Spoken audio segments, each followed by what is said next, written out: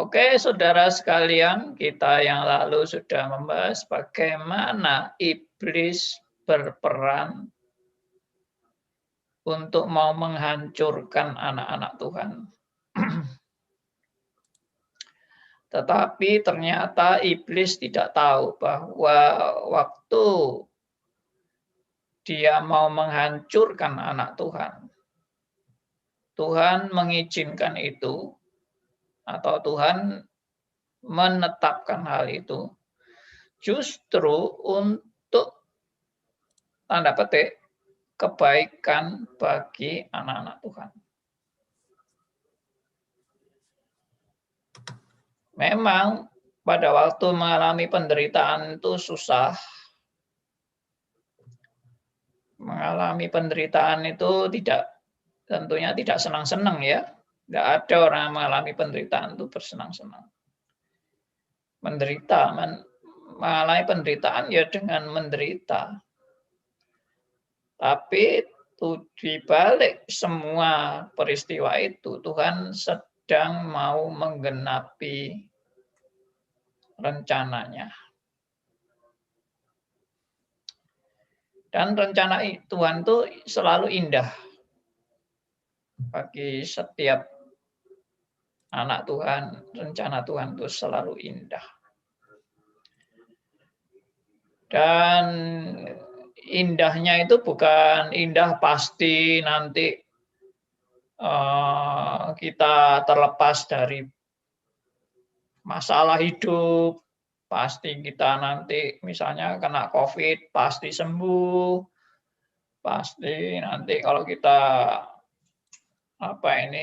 bangkrut pasti nanti kaya raya lagi atau mengalami masalah hidup nanti pasti masalahnya lenyap.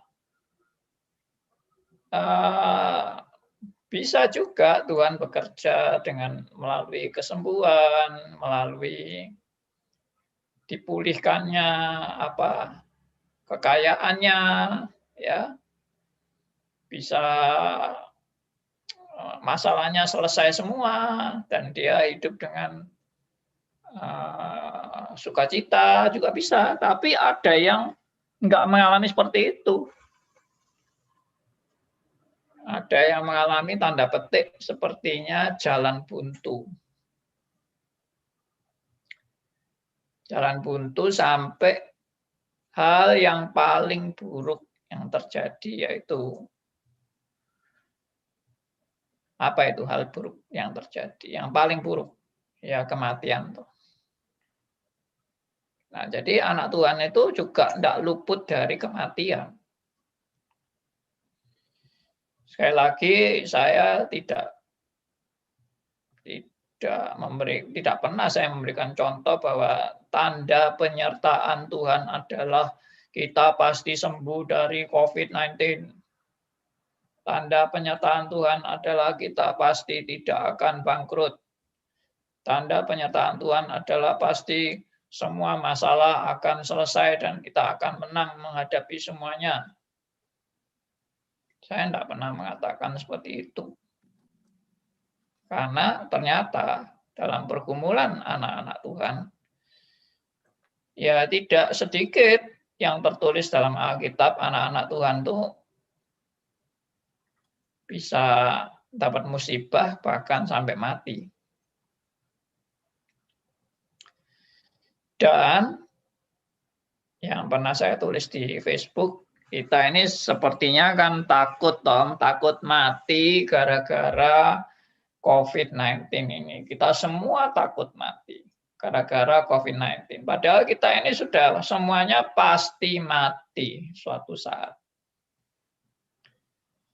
Karena virus yang sudah menyebar kepada semua manusia. Apa itu virus yang menyebar kepada semua manusia? Yaitu maut. Alkitab sudah bilang maut.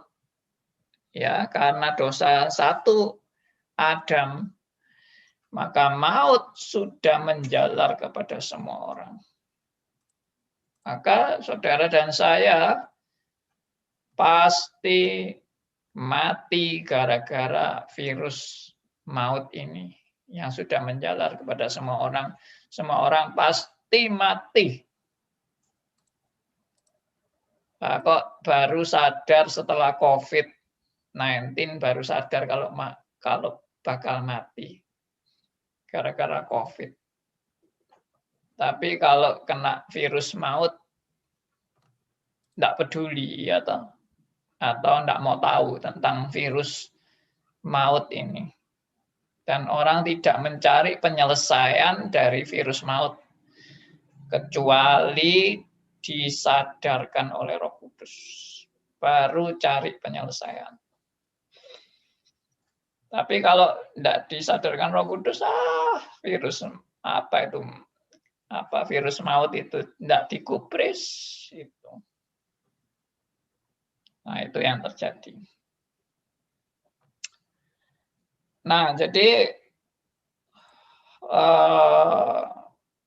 kenyataannya semua orang mati. Termasuk hamba-hamba Tuhan juga mati semua. Termasuk orang-orang pilihan Allah juga mati semua kan. Ya, contohnya aja Abraham mati apa enggak? Ya mati. Daud mati apa enggak? Ya mati juga. Ya toh. Musa mati apa enggak? Ya mati juga. Mati semua. Mana ada hamba Tuhan yang enggak mati kecuali Elia dan Enoch. Ya kan? Semua mati. Jadi kalau ngomong hamba Tuhan enggak mungkin mati, lolos dari COVID, wah sharing kemana-mana, waduh, saya melawan setan COVID, ya, dan setan COVID itu saya kalahkan dalam nama Yesus. Ya, ini orang ngomong setan COVID dikalahkan dalam nama Yesus itu apa dia enggak mungkin mati. Ya. Akhirnya kan mati juga. Kita semua ini pasti mati. Enggak usah khawatir kalau enggak mati. Pasti mati. Tapi matinya kapan? I don't know. Bisa besok, bisa hari ini, bisa 1 tahun lagi, bisa 5 tahun, bisa 10 tahun, bisa 25 tahun, bisa. Nggak tahu kapan. I don't know. Tapi yang pasti semua mati. Lazarus yang dibangkitkan dari kematian pun juga akhirnya mati lagi. Betul? Apa Lazarus yang dibangkitkan dari kematian tidak mati lagi? Ada orang bilang kalau sudah terima kesembuhan dari Tuhan, tidak mungkin sakit lagi. Nah, apa benar kalau sudah pasti terima kesembuhan dari Tuhan, tanda kesembuhan yang dari Tuhan itu orang itu nggak bisa sakit lagi. Ya, itu kepercayaan-kepercayaan seperti itu kepercayaan yang sudah mitos yang salah. Ya, enggak ada kesembuhannya daripada Tuhan itu menjamin saudara dan saya enggak mungkin sakit lagi. Enggak ada jaminan seperti itu. Meskipun itu kesembuhan dari Tuhan. Ya sama seperti Lazarus tadi dibangkitkan dari orang mati. Kalau Lazarus dibangkitkan dari orang mati, enggak mungkin mati lagi. Ya berarti Lazarus sampai hari ini masih hidup. Ya, ternyata Lazarus sudah enggak ada. Di mana Lazarus? Ya udah matilah. Semuanya udah mati. Oke ya. Jadi ini saya mau ya mengulas hal-hal yang seringkali salah diulang-ulang terus heran. Sudah diajari yang benar masih diulang lagi kesalahan. Sama seperti saya juga sering sharing di Facebook, tapi ya mungkin tidak semua orang baca Facebook ya. Jadi saya bilang misalnya, kalau ada orang meninggal, jangan mengucapkan selamat jalan. Itu salah itu, ngomong selamat jalan itu. Lah apa orang yang meninggal itu mau jalan-jalan, kok diucapkan selamat jalan? Hah? Apa orang yang meninggal itu mau jalan-jalan? Ya enggak lah. Dia kalau di dalam Tuhan ataupun tidak dalam Tuhan, dia itu langsung begitu meninggal. Dia itu rohnya langsung sudah menghadap kepada dunia akhirat, bukan jalan-jalan. Jadi misalnya, Tuhan aku tidak mau ke akhirat dulu ya, aku tak keliling jalan-jalan di dunia ini, aku belum lancar. Ya, aku mau mengunjungi Amerika, mengunjungi Rusia atau mana, jalan-jalan dulu ya. Tidak ada itu orang mati jalan-jalan itu. Orang mati ya langsung ke dunia akhirat. Yang satunya kalau dalam Kristus ya masuk surga, kalau di luar Kristus ya masuk neraka. Sudah, tidak ada jalan-jalan. Tidak ada namanya roh gentayangan. Di roh gentayangan itu juga pasti bohongan iblis. Ya. Iblis itu pintar membohongi dalam segala sisi, dibohongi manusia itu. Ya, jadi ada orang yang sangat ketakutan dengan setan. Ya itu sudah dibohongi iblis sampai dia sangat ketakutan sama setan, sampai seolah-olah dia itu hidupnya itu penuh dengan ketakutan terus dengan setan. Ya. Tapi ada orang yang sama sekali tidak pernah takut sama setan. Dan tidak gubris tentang setan. Ini pun juga kena tipu muslihat iblis. Yang tidak gubris setan sama sekali itu. Ya, dan dia tidak percaya kalau setan itu ada. Oh, ya itu kena tipu muslihat setan itu. Setan kok tidak ada. Setan itu ada. Tapi kalau membuat saudara sampai ketakutan terus, nah itu kena tipu muslihat iblis. Kalau membuat saudara tidak peduli sama sekali dengan setan, itu juga kena tipu muslihat iblis. Karena apa? Kita berkata, waspadalah. Waspadalah. Tapi kalau tidak kalau terlalu khawatir sekali, ya itu juga salah. Kenapa? Karena kita juga berkata, jangan khawatir. Oh, unik kan Alkitab itu. Alkitab itu juga memberi peringatan, waspada, tapi juga bilang jangan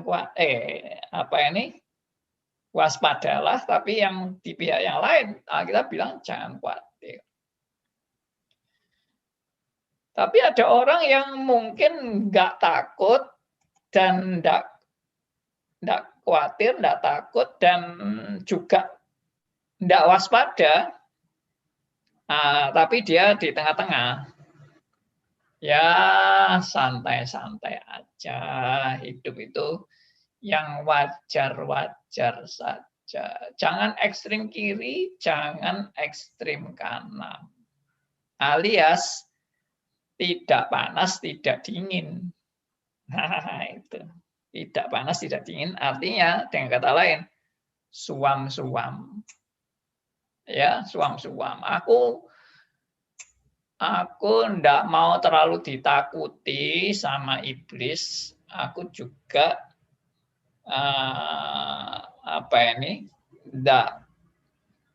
tidak mau terlalu khawatir dan aku juga tidak mau terlalu yakin. Aku ya wajar-wajar aja lah, biasa-biasa aja. Ya, jadi yang penting bagi aku bisa hidup bahagia, keluargaku baik-baik, aku enjoy, aku nyaman-nyaman. Ya itu yang penting itu. Kalau aku sudah hidup nyaman, enjoy, aku bisa bersukacita dengan keluargaku, aku bebas dari segala masalah hidup. Nah, itulah kebahagiaanku. Nah, orang seperti ini pun sudah dapat tipu muslihat iblis. Pokoknya segala aspek lah tipu muslihat iblis itu. Ada orang yang aku nggak mau ke gereja, aku mau hidup bebas, aku mau ke pelacur, aku mau judi, aku mau mabuk-mabukan, aku mau berteman dengan teman-teman yang sesama narkoba dan sebagainya. Aku mau bebas. Ini ya kena tipu muslihat iblis. Ya, dia pikir dia bebas, padahal dia diperhamba oleh dosa atau diperbudak oleh dosa. Tapi ada orang lain yang waduh menjaga kesucian luar biasa. Hidupnya sangat bermoral, sangat suci, sangat bersih. Tidak bernoda sama sekali. Ya, salehnya bukan main. Ini pun juga kena tipu muslihat iblis. Karena kita berkata apa? Kita berkata, ya yang pasti kan memang melarang kita untuk berkanjang dalam dosa kan. Jadi kalau ada orang yang sampai berkanjang dalam dosa seksual misalnya, atau berkanjang dalam dosa berjudi, mabuk-mabukan, ya narkoba dan sebagainya, itu pasti dosa, pasti sudah tertipu oleh tipu muslihat iblis. Tapi ada juga orang yang mengejar kesalehan luar biasa. Sampai benar-benar menjaga hidup suci, bersih, tanpa noda dosa. Itu pun kena tipu muslihat iblis. Karena apa? Karena kita berkata, tidak ada orang yang tidak berdosa. Semua orang sudah berdosa. Jadi orang-orang yang merasa dirinya sudah mengejar kesucian, mengejar hidup kudus tanpa noda dosa sama sekali, itu ya kena tipu muslihat iblis. Kenapa? Karena dia pikir dia mampu untuk bisa tidak berdosa. Dia pikir dia itu sudah punya prestasi rohani yang sangat hebat. Ini loh, aku nggak pernah ke pelacur sama sekali. Aku tidak pernah berzina sama sekali. Aku tidak pernah mencuri. Aku tidak pernah berbohong. Aku tidak pernah melakukan hal-hal yang tidak berkenan kepada Allah. Nah, orang seperti ini sudah kena tipu muslihat iblis. Ya, jadi segala segi. Dari orang rohani, paling rohani pun iblis sudah mempunyai strategi memberikan tipu muslihat. Ada orang yang paling rusak, ya hidupnya, moralnya paling rusak, yang luar biasa pun, ya itu juga sudah kena jebakan iblis. Yang saleh pun terkena jebakan iblis, yang nggak saleh juga terkena jebakan iblis, yang terlalu ribut dengan masalah ketakutan setan juga terkena jebakan iblis. Yang nggak pernah mau peduli sama setan juga terkena jebakan iblis. Yang suam-suam kuku juga terkena jebakan iblis. Dari tingkat paling rendah sampai tingkat paling tinggi, dari tingkat paling tidak rohani sampai yang paling rohani, semua aspek kehidupan kena tipu muslihat iblis. Bagaimana maksudnya Pak kena jebakan iblis itu? Ya itu yang tadi saya bilang, orang yang mengejar kesalehan misalnya, dia merasa dirinya sudah saleh. Dia merasa dirinya sudah bisa diterima Allah oleh kesalehannya. Ya itu kan jebakan iblis. Karena apa? Karena tidak ada orang bisa diterima Allah karena kesalehannya. Nggak ada. Makanya ini kan kalau kita mengerti Alkitab itu secara komprehensif, kita sadar sebetulnya saudara dan saya ini statusnya apapun, saudara dan saya ini sudah terkena jebakan iblis. Hari ini pun Anda mendengar saya membawakan ceramah seperti ini. Iblis itu juga bisa menjebak Anda untuk misalnya menangkap maksud saya dengan keliru misalnya. Atau menerapkan dengan keliru. Atau membuat saudara tidak peduli dengan apa yang saya ajarkan. Atau saudara mendewa-dewakan saya, waduh Andi Halim itu luar biasa, top apa segala macam, itu semua kena jebakan iblis. Jadi saya berani bilang ya saudara-saudara ya, kalau tanpa Tuhan memagari saudara dan saya, kita semua ini sudah hancur lebur, tak berbekas. Saudara jangan anggap kalau orang rohani itu tidak mungkin digoda iblis. Siapa bilang orang rohani tidak mungkin digoda iblis? Tuhan Yesus saja digoda iblis. Itu menunjukkan kehebatan iblis itu sampai yang manusia paling top yaitu Yesus Kristus. Itu aja digoda iblis. Berarti tidak ada level manusia yang kebal dari godaan iblis, itu tidak ada. Nah, ini kesadaran yang harus saudara dan saya miliki. Segala lapisan itu kena dengan iblis. Entah orang rohani, entah tidak rohani, entah orang yang sangat ketakutan, entah yang tidak takut sama sekali, entah yang bermoral, entah yang tidak bermoral, ya, entah yang suam-suam kuku, ya, tidak peduli apa-apa, semuanya kena jebakan iblis. Entah yang gila uang, ya, yang tidak gila uang, semuanya kena, semua lapisan. Kalau saudara merasa, oh saya tidak pernah Pak digoda iblis, itu pun Anda sudah tergoda iblis dengan merasa diri saudara tidak pernah digoda iblis. Atau saudara bilang, oh iblis nggak berani Pak menggoda saya ini orang yang sangat dekat sama Tuhan, iblis nggak berani, ya itu pun sudah terkena godaan iblis, tipu muslihat iblis. Karena apa? Tidak ada orang rohani yang amat sangat rohani sampai iblis tidak bisa tembus. Itu yang tadi saya bilang, kecuali kalau Tuhan memagari. Coba perhatikan, Tuhan Yesus saja bisa ditembus oleh setan. Kenapa Tuhan Yesus bisa ditembus oleh setan? Maksudnya setan sampai bisa tembus menggoda Tuhan Yesus. Kenapa? Ya karena memang Tuhan Yesus dibawa oleh Roh Kudus untuk digoda iblis. Ya, saya kasih pendahuluan ini. Ya, tentang godaan iblis kepada Tuhan Yesus. Coba kita lihat ya Alkitabnya. Ya, ini semua hari ini yang saya tadi paparkan itu semua adalah strategi iblis dalam godaannya kepada manusia.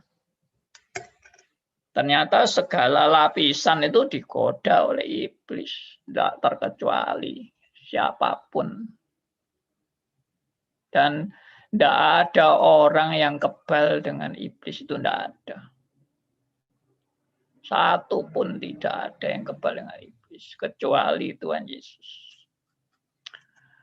Ya, ayat yang saya mau ajak saudara baca adalah ini ayat yang juga sudah amat terkenal. Injil Matius pasal 4 ayat 1. Silakan dibacakan oleh Yusak.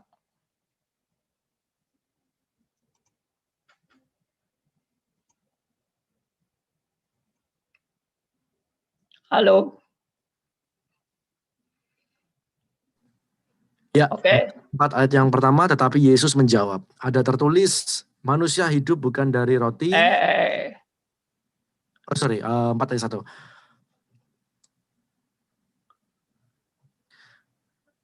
Matius 4 ayat yang pertama ya Pak ya. Ya, Maka Yesus dibawa oleh Roh ke padang gurun untuk dicobai iblis. yes. Perhatikan. Jadi kok sampai iblis bisa tembus menggoda Tuhan Yesus? Siapa yang bikin gara-gara? Ayo jawab. Bukankah itu untuk penggenapan rancangan dari Allah sendiri? Yes. Kalimatnya mana? Kata apa yang menunjukkan? Roh Allah membawa Yesus. Yes. Perhatikan. Yesus dibawa oleh Roh.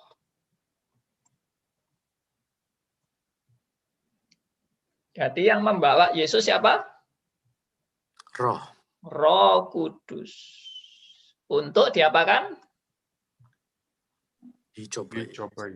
Cobai iblis. Jadi yang bikin gara-gara siapa? Allah. Elia kalau suruh jawab ini paling seneng ini Elia ini. Sparring partner Pak, masa kalah sama guru?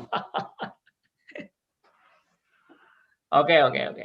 Ya, ini kita bukan guyon ya. Ini memang sungguh-sungguh ini.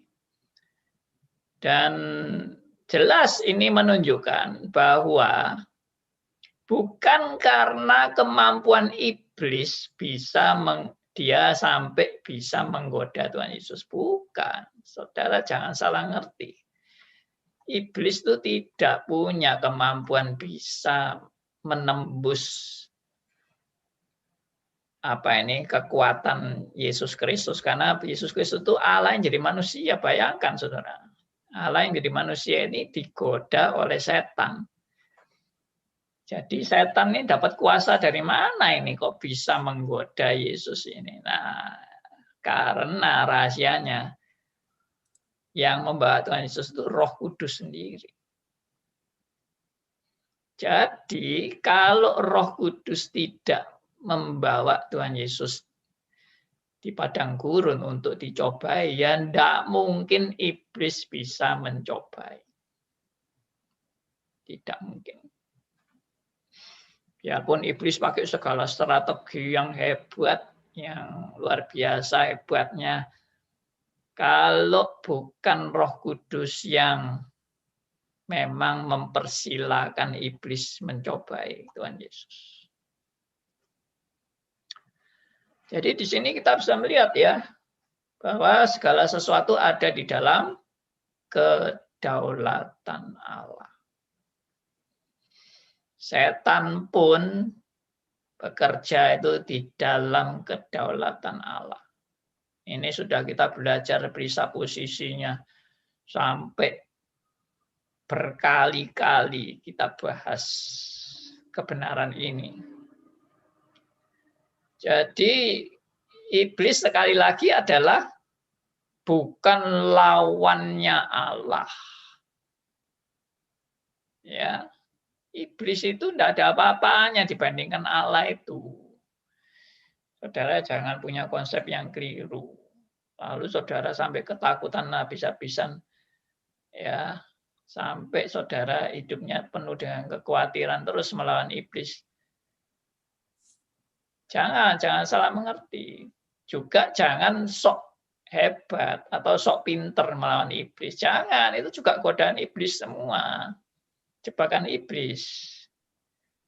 Ya, nanti saya akan kasih tahu cara berhadapan dengan iblis. Kalau saudara mau melawan iblis juga, Anda langsung mau melawan iblis, Anda pun juga sudah kena jebakan iblis.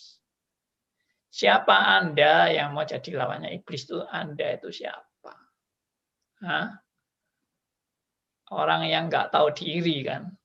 Kalau Anda mau melawan iblis itu Anda itu orang tidak tahu diri.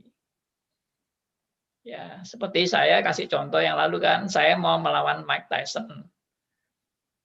Ya, waktu Mike Tyson masih sehat, masih kuat, ya toh saya mau melawan dia. Sekarang pun aja dia sudah pensiun, tapi kalau saya lawan dia, ya saya tetap kalah lah. Ya toh, jadi saya harus tahu diri.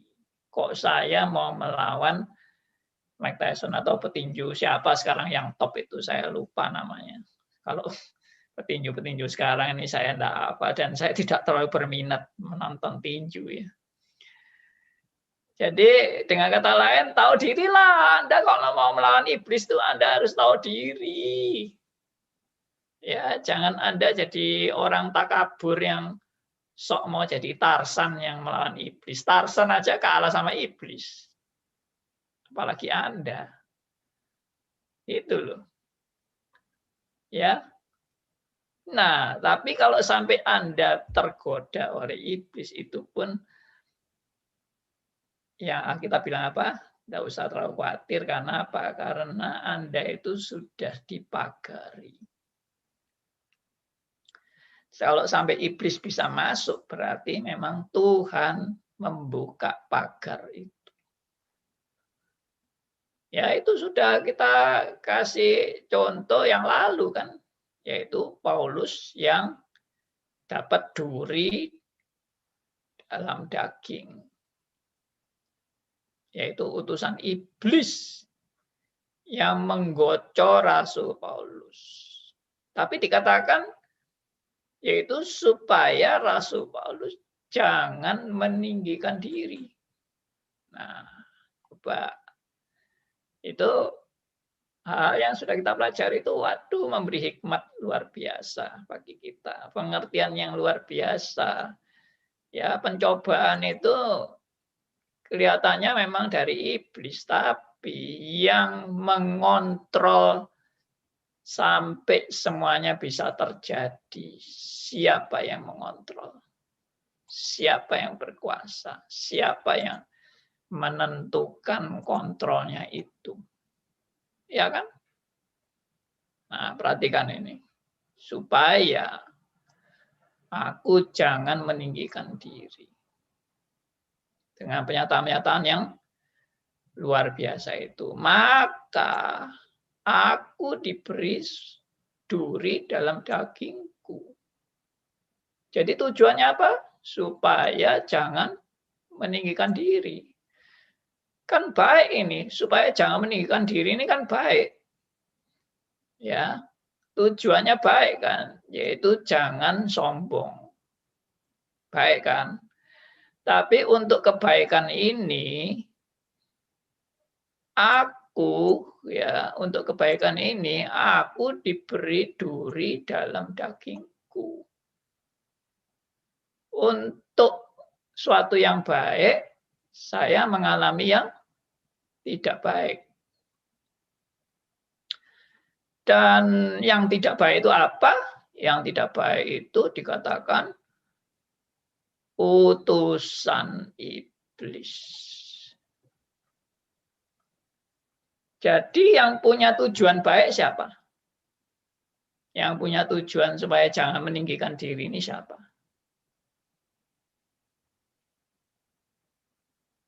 Ayo. Maksudnya? Paulus. Tuhan. Gini. Supaya aku jangan meninggikan diri. Yang punya tujuan jangan meninggikan diri ini siapa? Tuhan. Tuhan, Allah. Yes. Yang punya tujuan supaya Paulus jangan meninggikan diri ini kan Allah. Iya, betul. Nah, jadi Allah tidak ingin Paulus meninggikan diri. Lalu supaya jangan meninggikan diri, diberi duri dalam daging. Jadi kok bisa Paulus dapat duri dalam daging itu atas restu dari siapa? Ya Allah sendiri. Allah juga. Nah, lalu atas restu dari Allah dikatakan seorang utusan iblis menggocok aku. Ya, duri dalam daging itu artinya seorang utusan iblis yang menggocok itu mau merusak Rasul Paulus.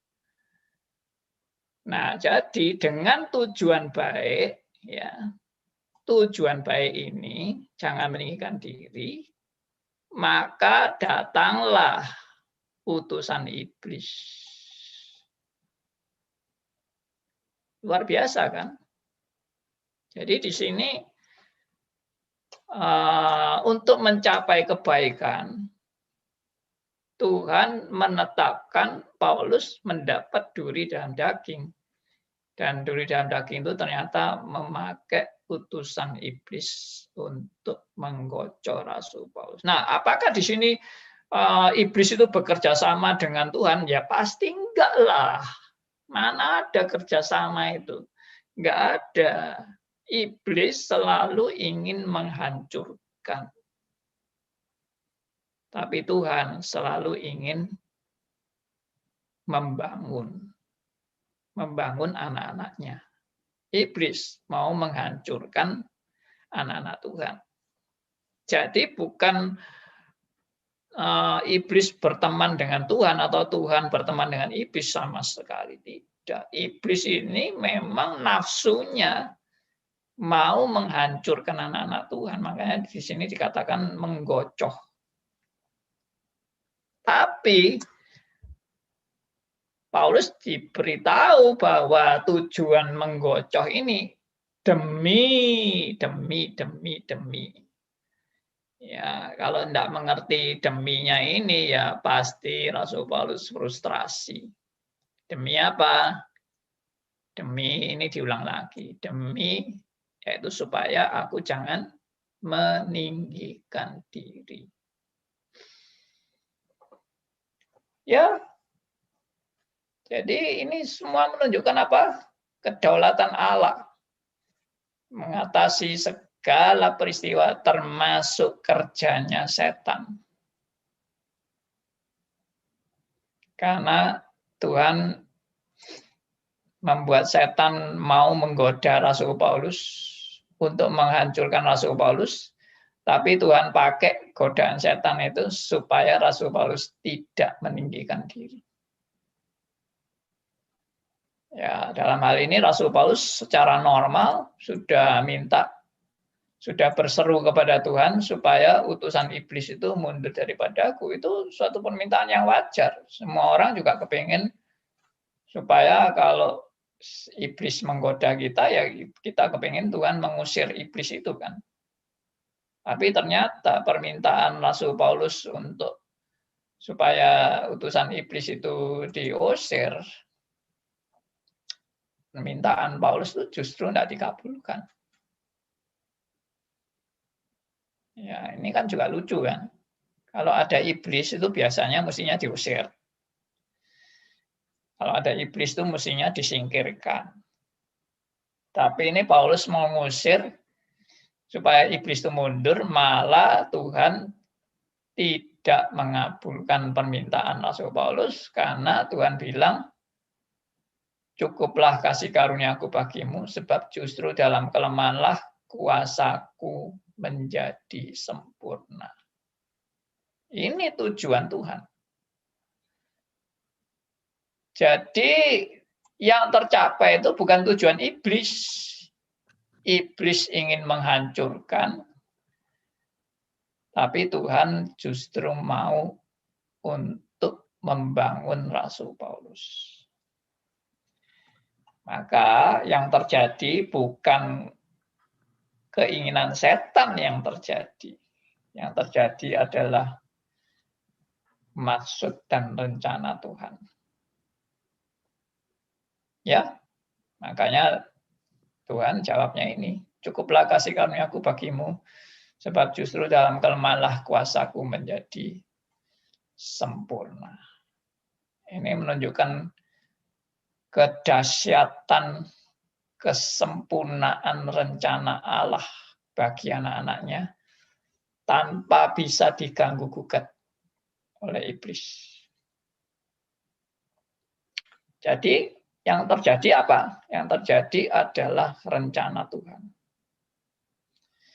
Iblis yang mau menghancurkan Paulus, ternyata dia tidak bisa menghancurkan. Dia malah Rasul Paulus justru makin kuat. Tapi makin kuat di dalam apa? Di dalam Rasul Paulus mengalami kelemahan. Ya, perhatikan ini. Justru dalam kelemahanlah ini. Banyak orang Kristen yang justru kita harus kuat, kita harus kuat. Ya, kita harus kuat. Loh, Alkitab tidak pernah mengajarkan kita harus kuat tuh kuat yang bagaimana. Memang ada ayat lain yang mengatakan hendaklah kamu teguh dalam Tuhan, ya toh. Tapi yang dimaksud Alkitab teguh dalam Tuhan ini jangan salah ngerti. Lalu waduh kita menguatkan diri kita membuat kita ini kebal terhadap godaan iblis dengan menguatkan diri kita. Salah besar, justru kita bukan menguatkan diri kita, tapi kita harus sadar kita ini nggak punya kekuatan apa-apa. Hanya Tuhan yang punya kekuatan, bukan saya, bukan saudara. Bukan orang beriman. Ya, iman sebesar biji sesawi.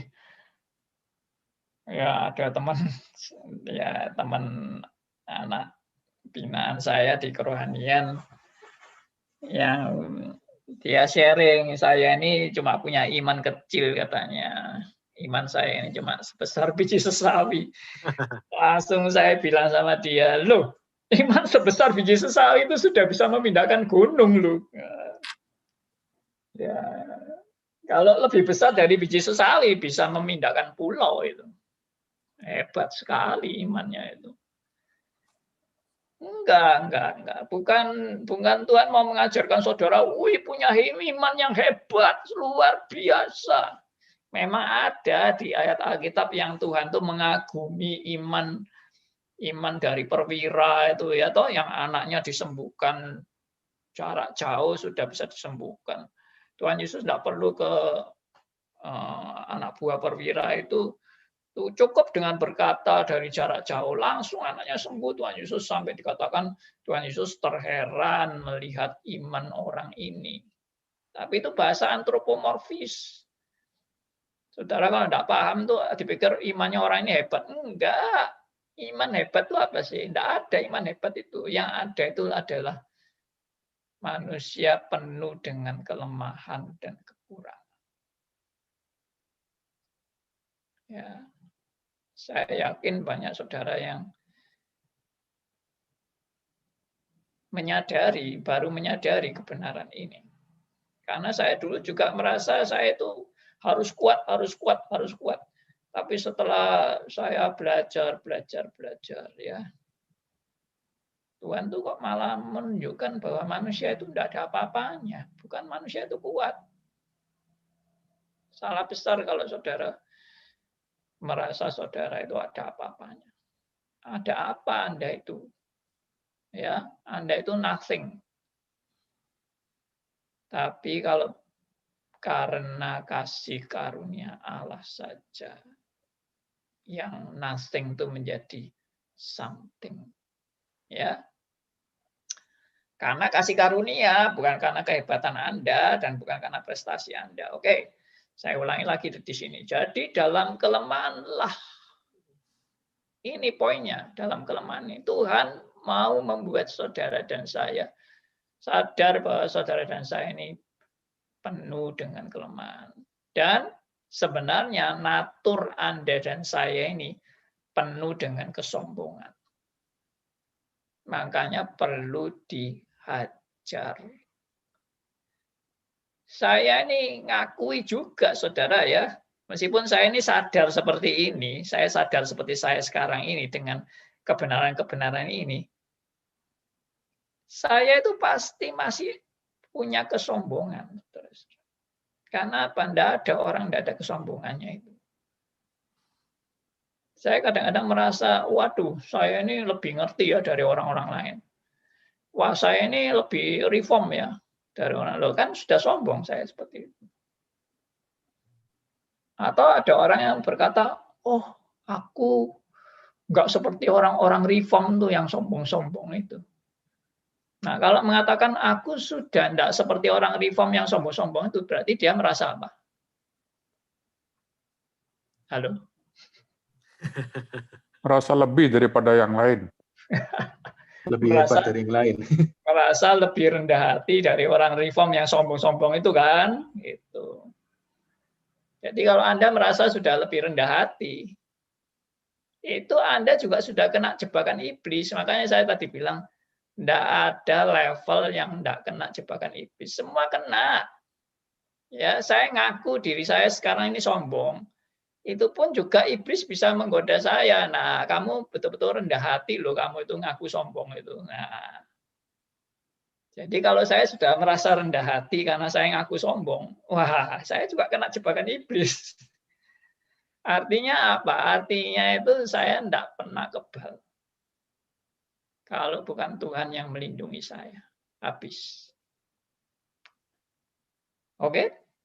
Nah, jadi saya ulangi lagi, dalam kelemahanlah kuasaku, kuasa Tuhan menjadi sempurna.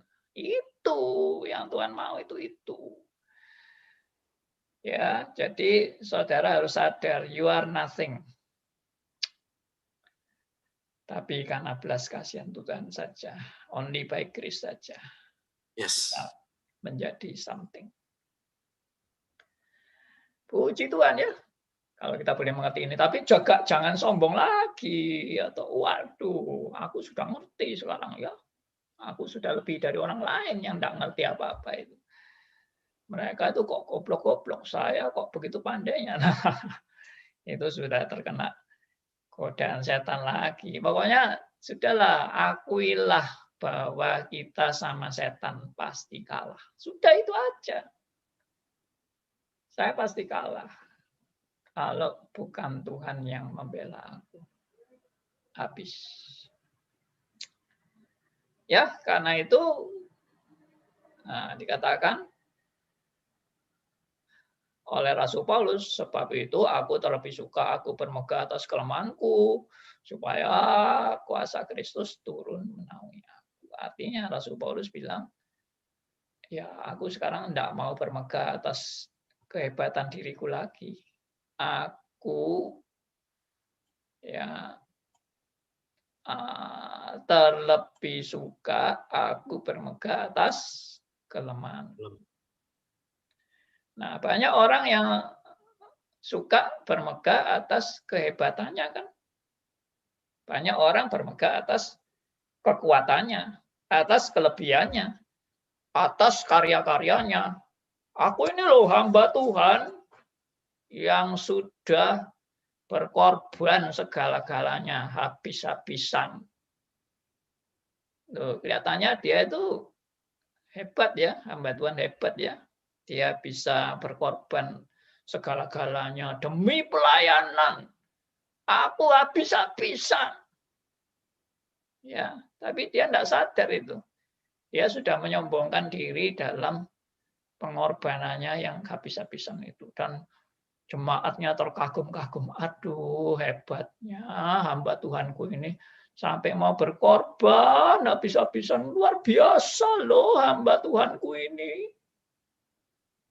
Nah, sudah kena jebakan iblis semua. Sak hamba Tuhannya, sak jemaatnya kena jebakan semua. Karena memuji-muji hamba Tuhan terlalu berkelebihan. Saya nulis di Facebook. Ya, saudara bisa baca-baca Facebook saya itu. Ya, saya nulis begini. Pada saat manusia ditinggikan, pada saat itu juga Allah direndahkan. Atau kalau pakai kata kerja aktif, pada saat seseorang meninggikan manusia, pada saat itu juga dia merendahkan Allah. Nah, perhatikan kata-kata saya. Saya ini banyak nulis-nulis di Facebook itu, bukan saya mau pamer kehebatan saya, ya, tapi saya rindu apa yang saya pikirkan itu menjadi berkat bagi orang lain. Saya ada kerinduan untuk apa yang saya bergumul sama Tuhan, saya mau sharingkan supaya kalau saya sudah selesai tugas saya, ya biar orang lain dapat berkat. Ya, sekarang saya ini mau sharing tentang satanologi ini juga. Siapa tahu umur saya juga sudah terbatas.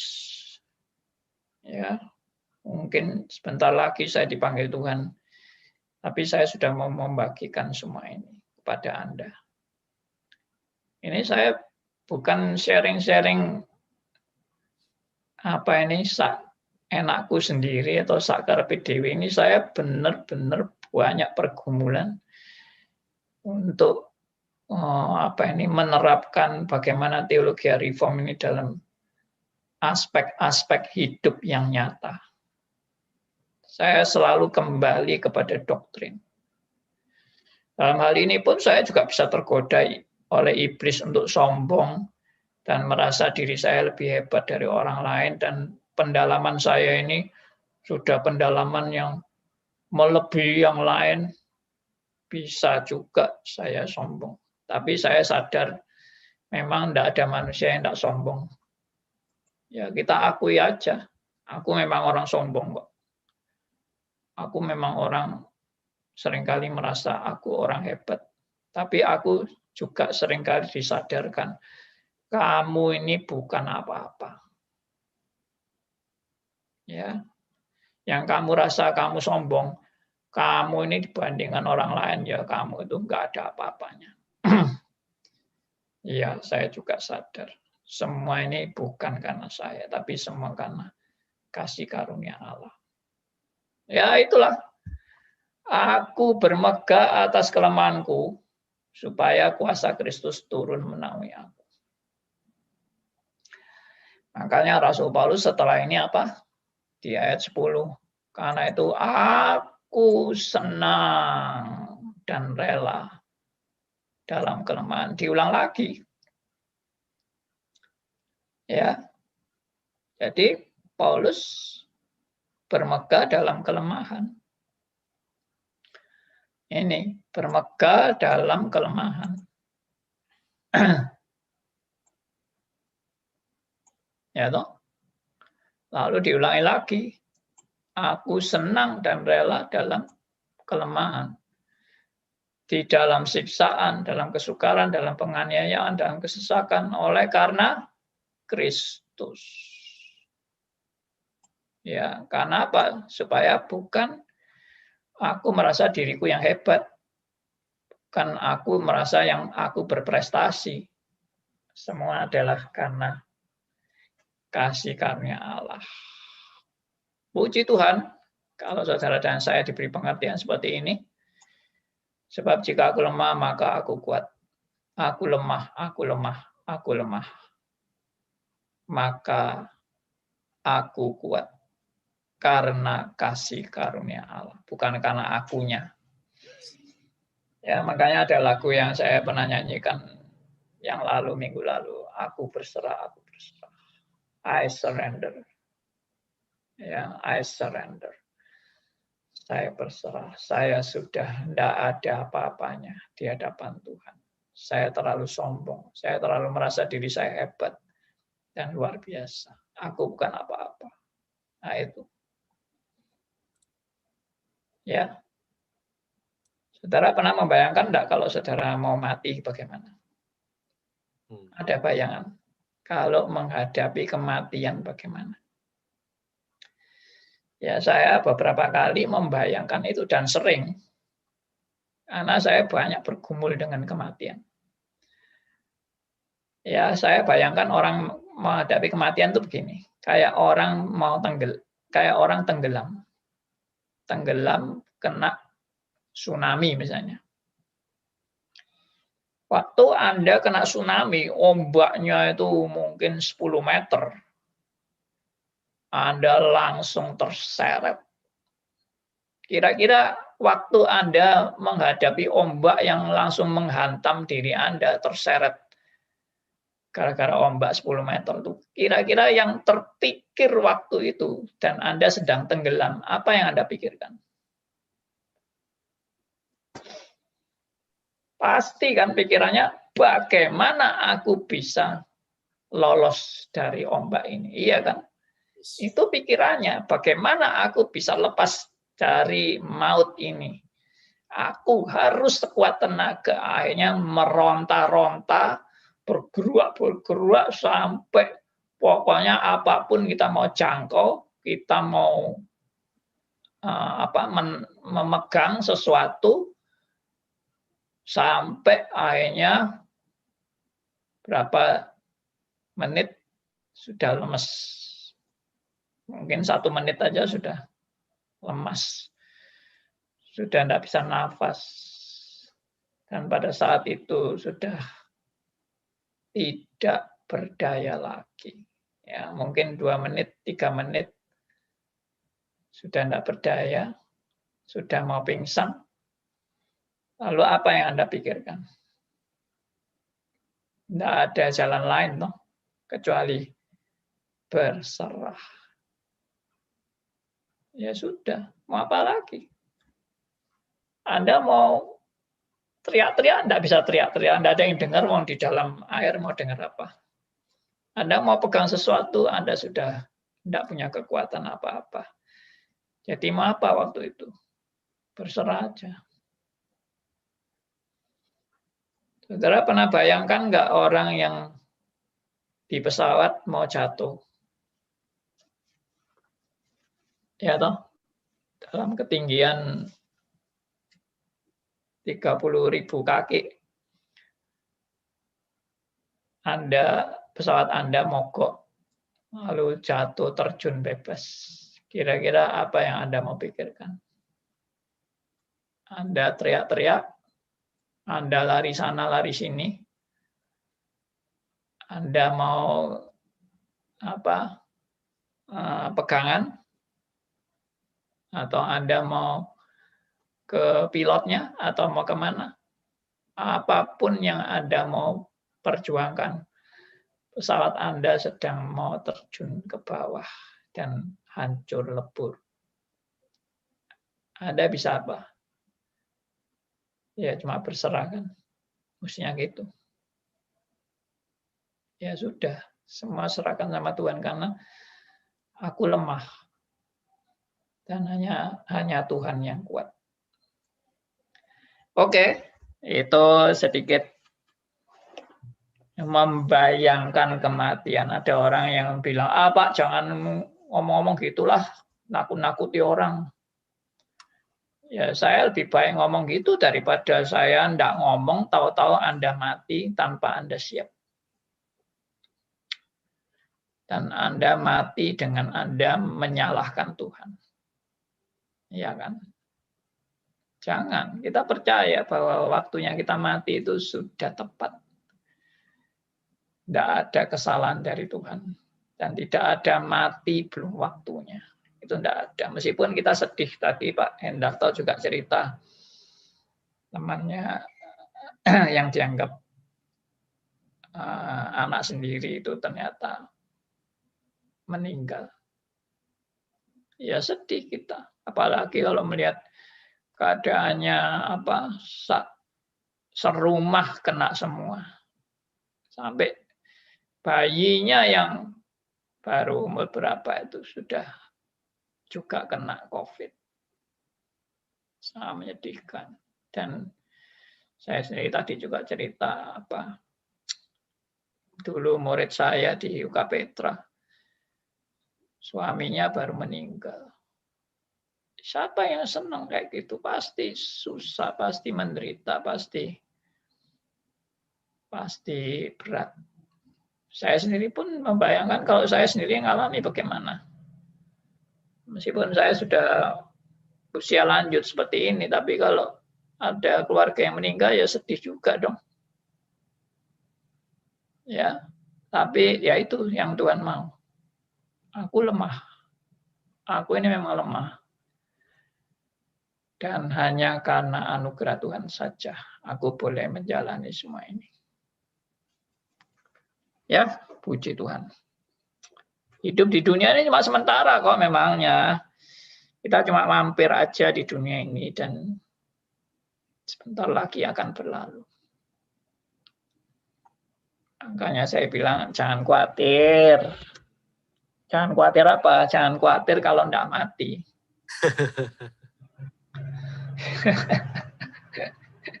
Yusuf sampai ketawa. Jangan khawatir kalau enggak mati. Kita semua pasti mati. Ya itu. Memang nasihat saya ini paling aneh. Biasanya orang kan ngomongnya, jangan khawatir, pasti kamu nggak mati. Ya, pasti nggak mati. Jangan pikir-pikir mati. Ya, nggak boleh khawatir itu. Tapi saya malah kok terbalik ngomongnya. Jangan khawatir, kamu pasti mati. Ya. Karena juga jangan saudara pikir orang yang nggak mati itu pasti lebih senang dari yang mati. Belum tentu loh. Banyak orang menderita nggak mati-mati. Dan kepingin mati nggak bisa mati. Nah kayak apa kayak gitu. Ya, oke. Ini jam berapa sekarang? 8:30, lebih 10. Waduh, sudah kelewatan. Oke lah, saya berhenti sampai di sini. Jadi paling tidak kita sudah makin memahami strategi iblis ya. Tadi kan segala lapisan, segala keadaan, segala jabatan, rohani, nggak rohani, ya bermoral, tidak bermoral, ya semua kena godaan iblis. Oke, tapi ada tapinya ya kan. Semua itu juga di dalam kedaulatan dan kontrol Allah. Tuhan memberkati.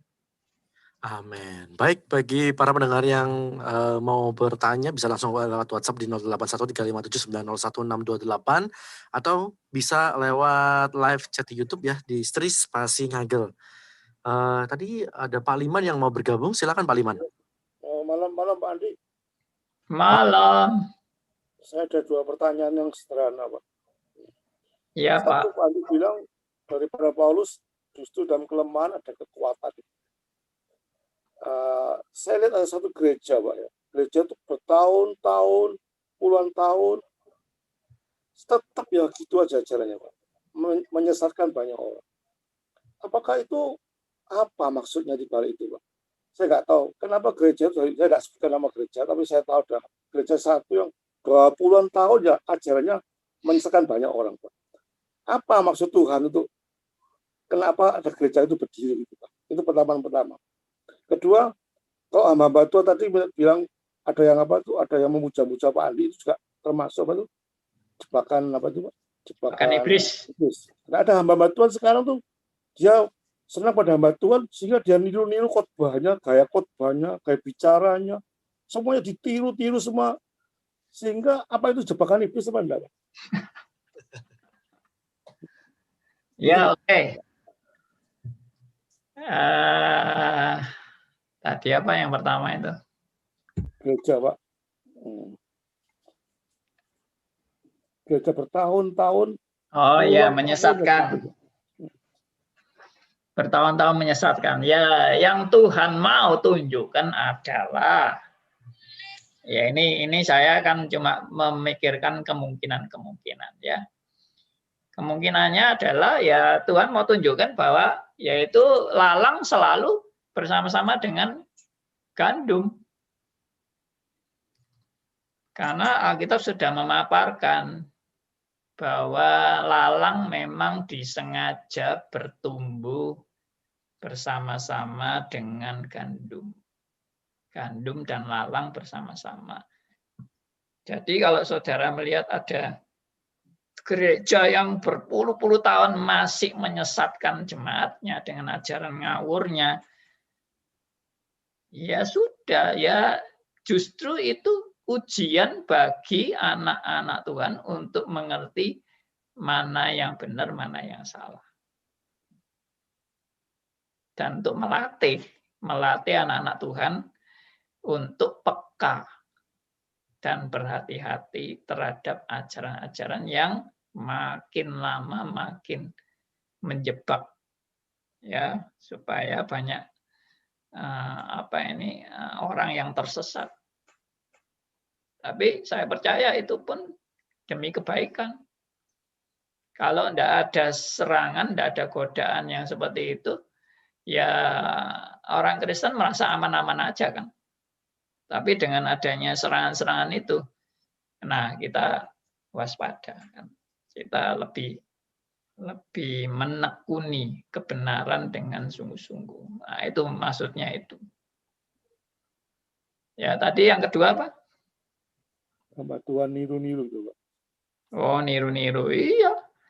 Ya sama, kalau orang niru-niru itu kan dengan sendirinya dia sudah tanpa sadar memberhalakan hamba Tuhan itu. Makanya tadi saya kan bilang di Facebook saya nulis, pada saat kita meninggikan manusia, pada saat itu juga kita merendahkan Allah. Ya, itu tidak bisa sama-sama dua-dua itu. Saya meninggikan manusia dan saya juga meninggikan Allah. Tidak mungkin. Pada saat Anda sudah meninggikan manusia, Anda merendahkan Allah. Pada saat Anda meninggikan Tuhan, Anda sadar manusia memang bukan apa-apa. Sudah, itu kebenarannya. Oke? Ya. Oke, ini di WhatsApp juga ada yang memberikan tanggapan dari Pak Elia ya. Saya baru terfikirkan bahwa pemeliharaan Allah demi kebaikan kita adalah memelihara keselamatan roh kita dari kematian kekal. Ini kebaikan yang dijanjikan firman-Nya di Alkitab, bukan kebaikan lepas dari kematian jasmani. Boleh beri gambaran juga Pak, kalau dalam kehidupan Pak Andi seminggu ini terhindarkah dari godaan iblis? Loh, saya tidak terhindar. Saya selalu mengalami godaan iblis dalam hidup saya. Tidak pernah selesai. Jebakannya banyak. Iblis itu tidak selalu langsung menggoda kita, tapi dia sudah pasang banyak jebakan. Nah, itu jebakan itu bisa, yang pasti juga kan diizinkan Allah kan, atau ditetapkan Allah jebakannya itu. Jadi itu pun juga demi melatih kita menghadapi jebakan-jebakan itu. Jadi nggak pernah, hidup saya itu nggak pernah tanpa godaan iblis, itu nggak pernah. Selalu ada kan. Karena tadi saya bilang kan, dari segala segi kita itu digoda. Anda merasa salah juga digoda. Anda merasa Anda dibuang Tuhan juga digoda. Anda punya nafsu moral rendah juga digoda. Anda punya moral tinggi juga digoda. Ya, mana yang tidak digoda? Tidak ada. Semua lapisan, semua keadaan Anda dan saya ini sedang mengalami jebakan-jebakan. Jadi kalau term yang pasti ya, jebakannya itu dari diri kita sendiri itu pasti. Ya kan, dari kedagingan kita itu pasti. Ya, keakuan kita, si aku itu loh, itu nempel terus itu si aku. Tidak pernah si aku itu lepas dari diri kita, itu tidak pernah. Sampai mati itu si aku itu masih nongol terus. Ya, nah Tuhan juga biarkan itu terjadi. Supaya kita sadar siapa diri kita di hadapan Allah. Kalau orang sudah merasa si akunya itu sudah benar-benar habis, itu pun jebakan iblis juga. Kamu dibohongi iblis kalau kamu merasa, aku sudah tidak punya aku. Akuku itu sudah lenyap, habis, tuntas. tidak berbekas. Nah, itu jebakan iblis. Kalau orang merasa sudah tidak punya keakuan. Sekarang yang ada dalam hidupku, tidak ada akunya. Akunya sudah tidak ada. Yang ada cuma Kristus aja. Ya, akunya sudah lenyap sama sekali. Ya, itu sudah dijebak iblis. Karena dia sudah merasa sempurna. Keakuannya sudah lenyap. Nah, itu juga jebakan iblis. Makanya tidak pernah kita lepas dari jebakan. Termasuk juga kedagingan kita, godaan dunia, tawaran-tawaran kenikmatan.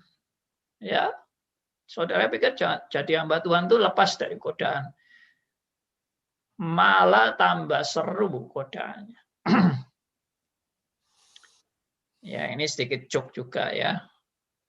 Saya tuh dulu kan sering keluar kota, retreat sama jemaat dan sebagainya. Nah, kadang-kadang saya kan kalau keluar kota itu kan nyetir sendiri, nyetir mobil sendiri. Lalu mobil kita kan diikuti jemaat juga, atau ada yang nunut sama mobil kita dan sebagainya. Lalu, wah, ada jemaat yang cepat-cepat naik mobil saya, duduk di sebelah saya, langsung ngomongnya gini, wah, naik jejer Pak Andi Halim pasti aman, katanya. Ya, toh, hamba Tuhan pasti aman. Terus saya tak goda dia. Loh, justru sebaliknya. Kamu jejer hamba Tuhan itu paling bahaya. Karena apa? Setan menyerang hamba Tuhan itu makin dahsyat. Oh gitu Pak ya. Orangnya ketakutan. Jadi jejer hamba Tuhan itu tidak kebal godaan iblis, apa yang bilang. Buktinya banyak hamba Tuhan yang jatuh juga. Apa saudara pikir saya tidak mungkin jatuh? Ya bisa jatuh. Saya manusia biasa, saya berdaging. Saya punya kelemahan, punya kekurangan. Siapa sih hamba Tuhan yang tidak punya kelemahan, kekurangan? Kalau ada hamba Tuhan bilang, saya tidak punya kekurangan, tidak punya kelemahan.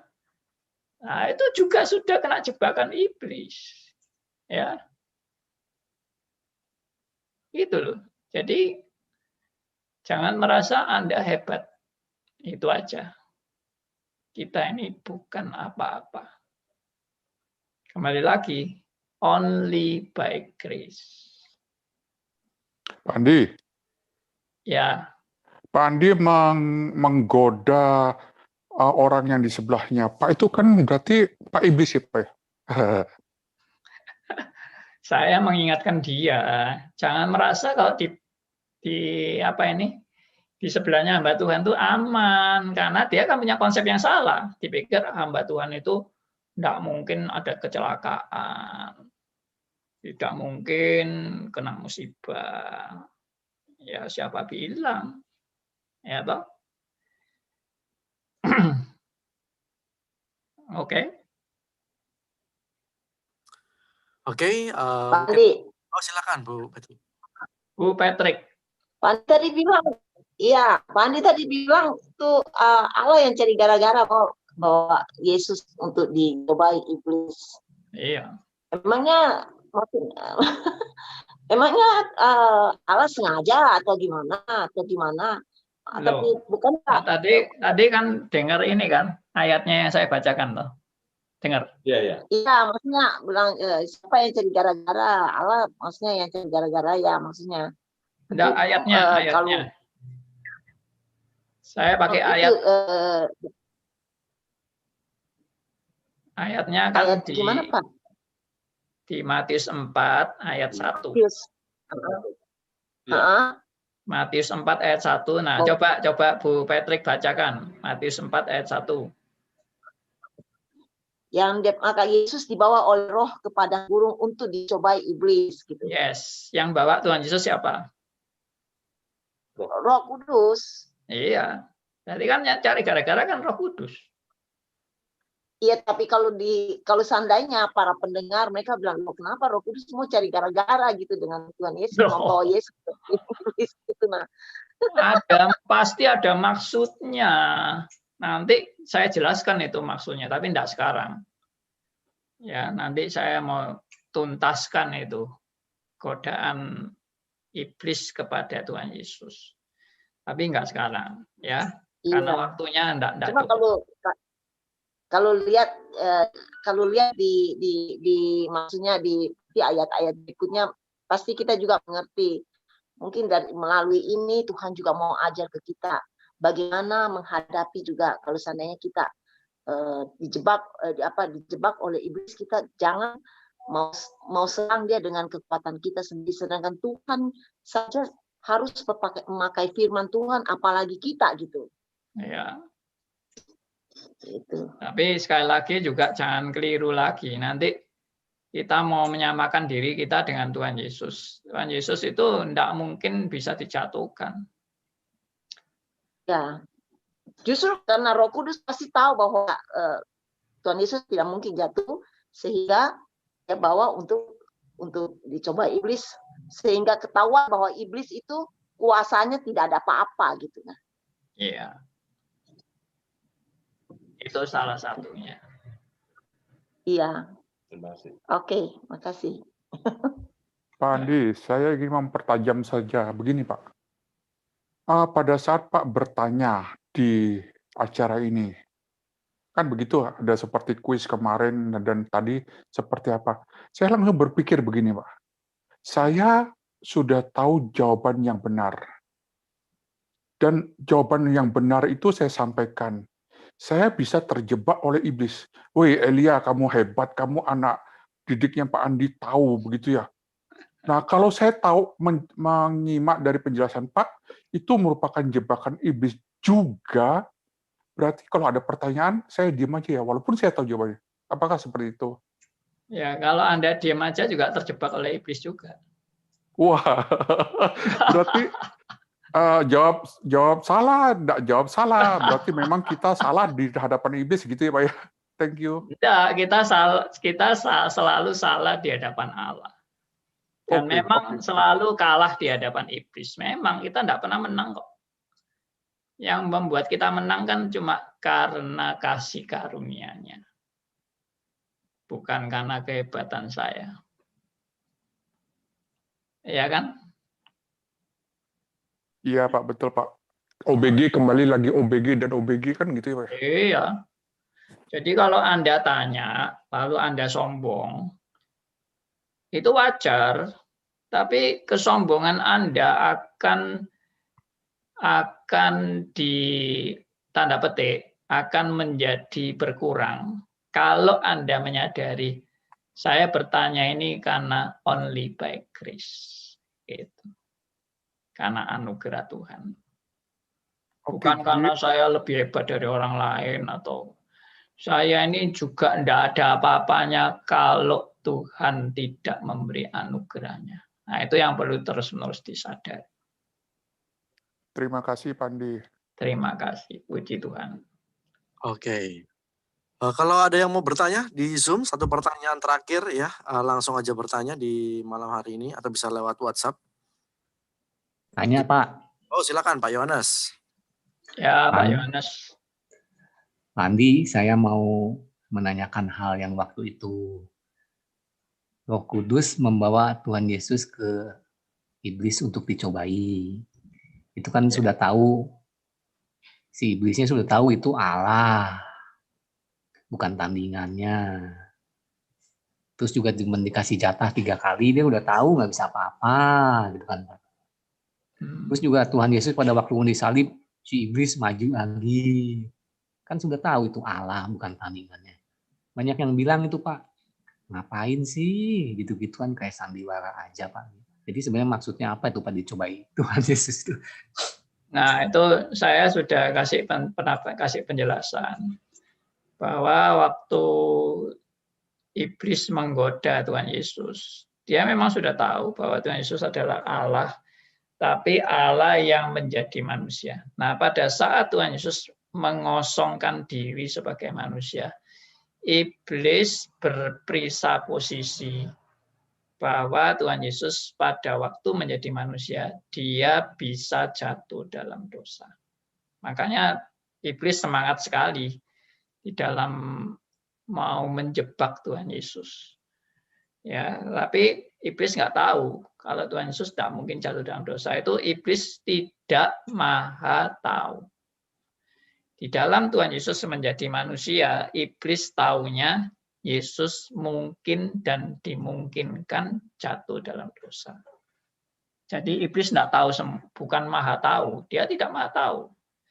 Banyak hal yang kita bicarakan sekarang yang iblis juga ditutup telinganya untuk tidak mengetahui rahasia-rahasia Allah. Karena kalau iblis tahu semua kan dia sudah males, tidak mau menggoda anak-anak Tuhan lagi. Karena anak Tuhan pun juga tidak mungkin bisa dirampas dari Allah. Tapi iblis semangat menggoda anak Tuhan karena bagi dia anak Tuhan dimungkinkan bisa dirampas dari Allah. Makanya semangat. Nah, iblis mencari waktu yang baik untuk bisa menghancurkan Tuhan Yesus, dan waktu yang baik itu ya dia beberapa kali kan menjebak melalui orang kerasukan dan sebagainya. Dan terakhir memang iblis mau menghancurkan Kristus melalui itu tadi. Dengan Kristus disalib, iblis masih ingin menggigit dan menghancurkan tumit Tuhan Yesus untuk menggagalkan Tuhan Yesus. Tapi tetap akhirnya Tuhan Yesus yang menangkan. Nah, itu iblis juga tidak maha tahu. Oke, itu jawabannya, Pak. Jadi ini bukan sandiwara, tapi ini mau menunjukkan bahwa semua terjadi dalam rangka penggenapan rencana Allah yang agung dan sempurna. Ya, dan rencana Allah itu adalah salah satunya adalah untuk keselamatan bagi umat manusia. Maka Kristus mengorbankan nyawanya. Hal itu menunjukkan kasih-Nya yang luar biasa bagi anak-anak Tuhan. Oke, sudah sampai di sini. Pak, sedikit lagi Pak. Iblis kan boleh dikata sangat hebat, Pak. Lumayan maha taunya. Contohnya waktu dia bertemu istilahnya dengan... jangan maha tahu. Karena kalau maha tahu itu berarti sudah tidak terbatas. Oh ya, lebih tahu dari manusia banyak, Pak. Contohnya waktu dia bertemu dengan Tuhan Yesus, dia bilang, anak Allah, gitu kan. Terus apakah engkau mau menghukum aku? Itu belum apa-apa udah ngomong, gitu kan. Itu kan yang menjadi teguran kepada murid-murid. Tuh, iblis saja tahu itu anak Allah, murid-murid saja nggak tahu. Gitu. Nah, di situ kan iblis sudah tahu itu. Iya, cuma tahu tapi tidak tahu semuanya. Dia hanya tahu sebagian. Oke ya, kita sudah sampai jam 9 ini. Jadi kita harus mengakhiri. Begitu ya, Yusuf? Ya, kita akan akhiri dulu. Kalau ada pertanyaan bisa langsung WhatsApp aja.